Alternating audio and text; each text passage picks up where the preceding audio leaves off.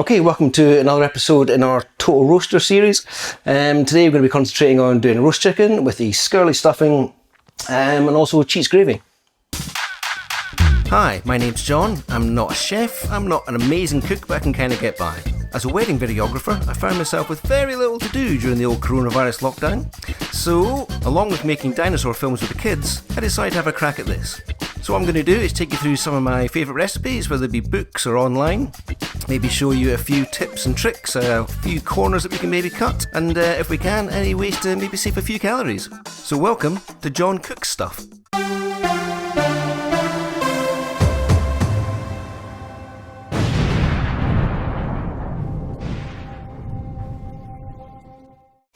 Okay, let's start off with our Skirlie stuffing. I know what you're asking yourself, what the hell is Skirlie? If you're probably right outside Scotland, you won't really know. Yeah, so Skirlie is one of those kind of classic, simple Scottish dishes. And it is simple and delicious. And what it shares in common with other Scottish simple and delicious recipes is it's really not very good for you, but you're gonna have to suck that up. But trust me, this is absolutely awesome. So, really unbelievably simple recipe. We are going to go in with, as you watch this, you're going to think that sounds horrendous, but trust me.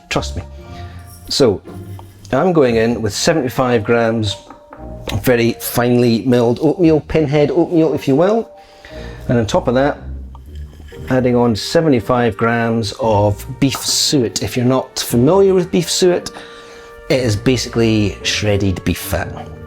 Nothing I can do about that, is what it is. As I say, if you're trying to cut down calories on your roast dinners, never ever eat this. That's the only real good advice I can give you. But in the meantime, so, other main ingredient in that is half of a decent sized onion. Now, you do really kind of want to get this fairly, it's this one, usually I would just kind of produce a bowl of onion that I've already done, but you do want to try and get this pretty finely cut. So obviously, oh, I've messed up already, obviously. So sharp as you like. Oh. Cool, and then again, just keep it. Watch your fingers, folks. Now, in terms of seasoning this, some different trains of thought. Some people salt and pepper. Personally, I just like a little bit of salt. Right, let's fire onion in here. I can tell I've already made way too much that's going to fit inside this chicken, but hey ho. Job done. Getting on here. Shouldn't have worn a hat. And that is really about that. Give it a little mix, and then we're going to add in, as I say, I'm just going to use some salt on this. Nice and simple. Decent scattering, I'm afraid. It is a Scottish dish, so don't be shy with your salt. I can't elaborate on the quantities there, just, I don't know, hope for the best. If you do want a pepper hit in there, go for it. Go for it. As I say, these recipes can be mangled up and down. There's quite a lot of variance of this. I mean, usually most recipes have a lower ratio of suet or the beef fat in it. So if you want to try this, but like, that is way too much fat, man, just use less. Right. So, Jesus, that onion's got me.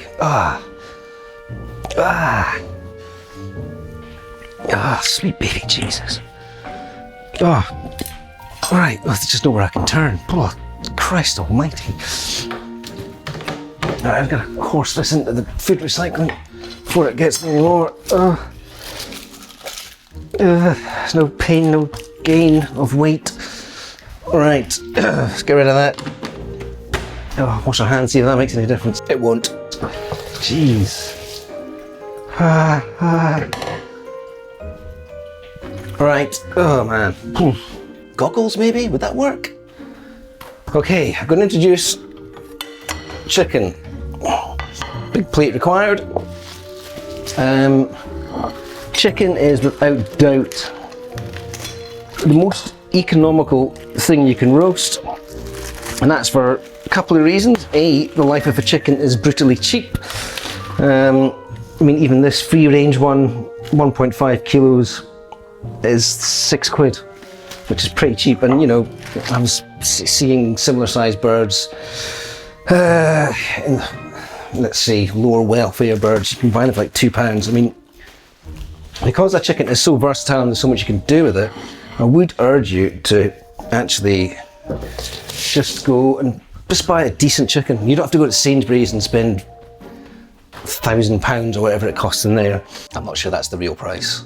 Is it? There you go. Lidl, £6. Perfectly good looking bird. Yeah, it seems a big difference. Okay, so these will usually come strung together. Let's get his legs out of his bum there. Okay, where's my spoon gone? Okay, cool.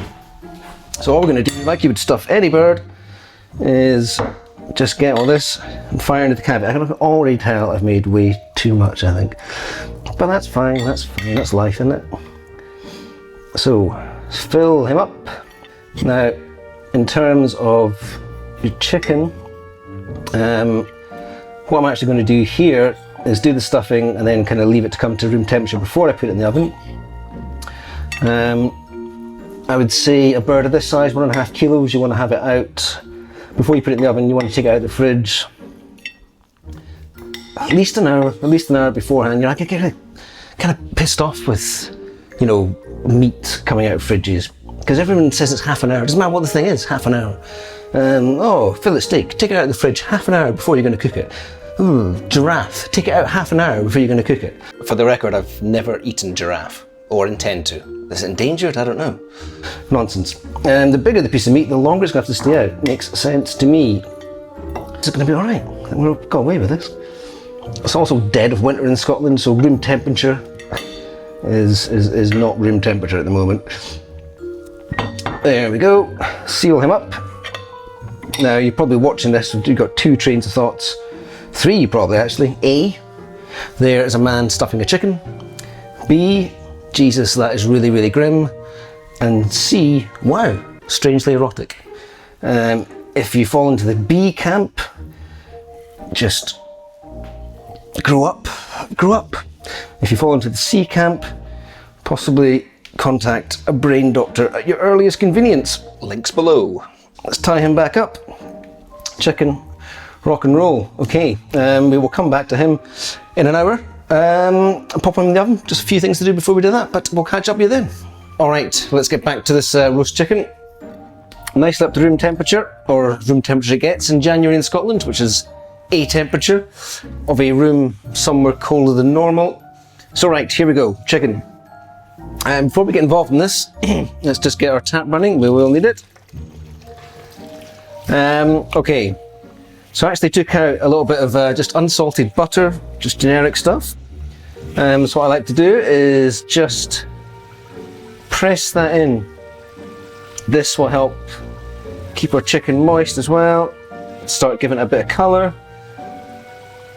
So you don't have to use the butter if you want to save a few calories. I mean, to be honest, the concept of a low-calorie roast dinner just sounds horrendous to me. If you're going to do it, just get involved. You know, I think we're past the days where we do it every Sunday, so it's not true actually. I do it most Sundays. Don't know why I said that. I've got to be honest, that's quite a lot of butter I've used. Definitely use less than that. But it's done now. Now do a little bit of salt. Not too much, gently all over. Now just a little sprinklet of some coarse pepper. Sprinkle-ette. Right, do here, transfer him into our roasting tin. Oven should be up at 180, classic. So first put them in, a little bit of foil. Now in terms of cooking times, you're probably looking at, you're looking at about 20 minutes per 500 grams, plus an extra 20 minutes on top of that. So 1.5 kilo bird, we're looking at an hour and 20 altogether. A lot of recipes will tell you to take the foil off half an hour before the finish to get the skin crisped. To be honest, I take it off way earlier than that, and maybe with 45-50 minutes left to go, because I like a bit crisp skin. But let's slam him in the oven, and we'll come back to him. So yeah, I'd say after about 20 minutes, 20-30 minutes, take the foil off, get that skin to crisp up. And always, as I say, about 1 hour 20. But I will use my meat thermometer just to make sure it doesn't go over. Personally, I'd rather have it resting long than it be overcooked, so bear that in mind. Alrighty, we'll come back to a little bit.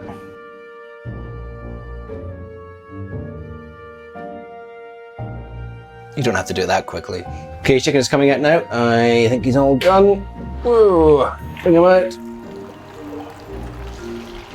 Ooh, he's a fine looking animal. Right, the slightly tricky proposition of transferring over to a plate. Wouldn't spoon up the bum. Who doesn't like that? Most people. On you go. Right. Now usually we cover him for, skin's not going to massively crispy. But what I like to do though is, before the skin has more chance to get a bit soggy under the foil, is give everyone in the family a bit of chicken skin. I'm so quick at this. Right, done. Children have been fed with skin. They don't really like to eat the chicken so much, just the actual skin. Animals. Right. Okay, before I forget, cheats gravy. Actually, let's cover that bad boy with foil. Roughly 15-20 minutes to let that rest. Get the rest of your veg come up to speed. So, let's pour out the contents of this tray. Pour them into a cup. Keep all that awesome, it's kind of caramelized chicken bits in here. Keep them there. So it's just all the fats off there. Now, we're going to fire him on to our smallest ring. Right. Start bubbling up. Now, what I've done here is classic Bisto Best gravy.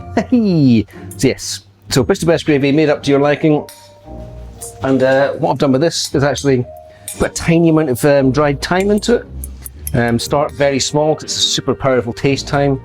But that might work with the chicken. So let's fire him into our roasting pan.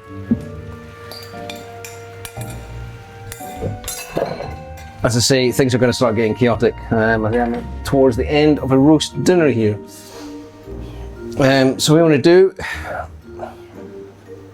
before this starts bubbling too much, kids' plates of stuff, is all those bits of lovely sort of incinerated chicken juice. Get them all in there. Release them all from the pan. Also, whilst the last half hour of the chicken roasted off just a bit of garlic, didn't deskin it, just fire it in with the chicken. I'm going to do, crush him down, add him in.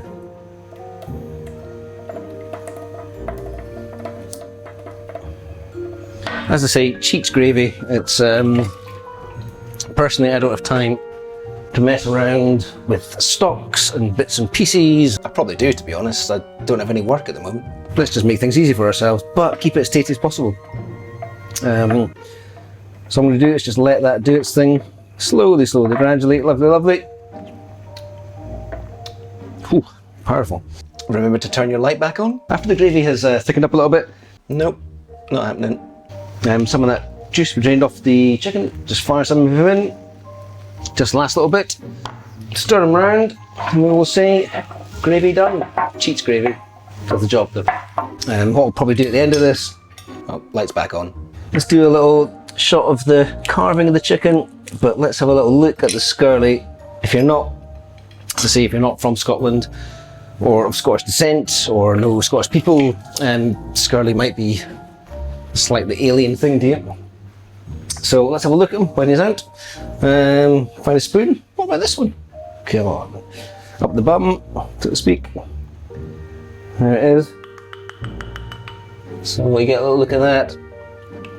Lovely moist, obviously it gets moist with the chicken as well. I'm going to be reading a little sample of this.